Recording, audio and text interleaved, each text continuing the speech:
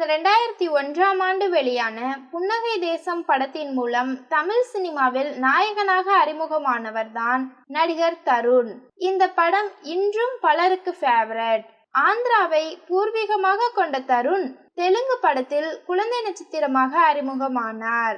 முதல் படத்திலேயே சிறந்த குழந்தை நட்சத்திரத்திற்கான நந்தி விருதை வென்றார்.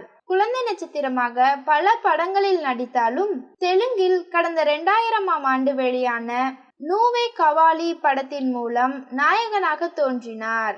தொடர்ந்து பல படங்களில் நடித்தவர் தமிழுக்கு புன்னகை தேசம் மூலம் வந்தார். அடுத்து தமிழில் த்ரிஷாவுடன் இணைந்து எனக்கு 20 உனக்கு 18 படத்தில் நடித்தார். கடைசியாக 2018ஆம் ஆண்டு தெலுங்கில் வெளியான தி நானா லவ் ஸ்டோரி படத்தில் நடித்தார். முன்னணி கதாபாத்திரங்களில் நடித்து அவருக்கு கிடைக்காத விருது தமிழில் வெளியான அஞ்சலி படத்துக்காக கிடைத்தது. இந்த படத்துக்காக சிறந்த குழந்தை நட்சத்திரத்திற்கான தேசிய விருதை வென்று அசத்தினார். ரஜினியின் தளபதி உள்ளிட்ட படங்களில் குழந்தை நட்சத்திரமாக நடித்துள்ளார். கடந்த 7 ஆண்டுகளாக அவர் சினிமாவில் நடிக்கவில்லை. ஆனாலும் அவரை ரசிகர்கள் மறக்கவில்லை.